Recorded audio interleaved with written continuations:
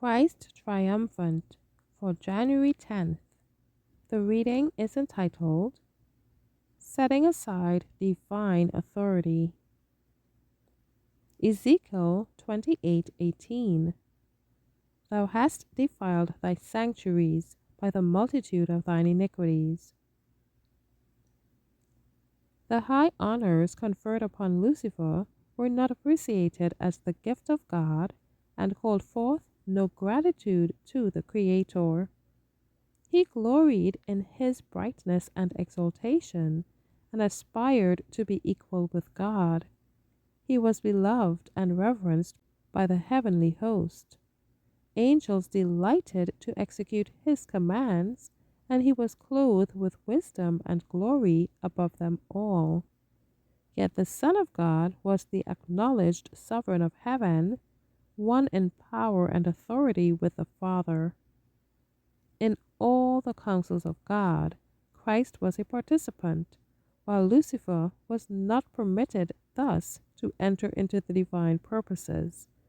Why, questioned this mighty angel, should Christ have the supremacy? Why is he thus honored above Lucifer?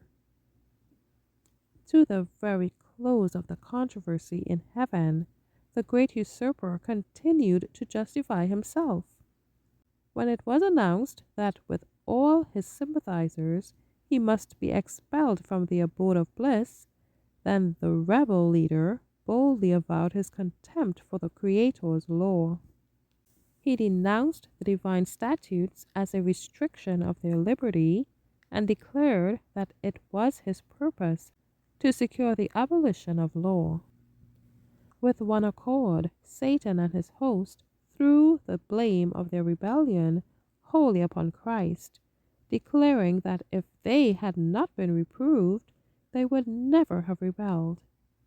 Satan's rebellion was to be a lesson to the universe through all coming ages, a perpetual testimony to the nature and terrible results of sin.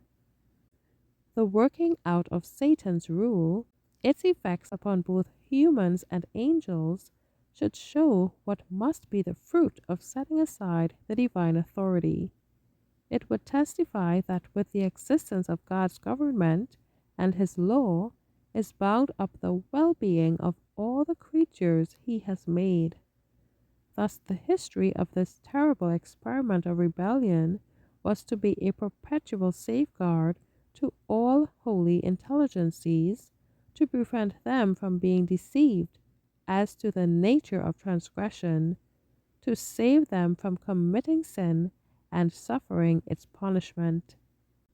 At any moment, God can withdraw from the impenitent the tokens of his wonderful mercy and love. Oh, that human agencies might consider what will be the sure result of their ingratitude to him and of their disregard of the infinite gift of Christ to our world. If they continue to love transgression more than obedience, the present blessings and the great mercy of God that they now enjoy, but do not appreciate, will finally become the occasion of their eternal ruin. Thank you for listening.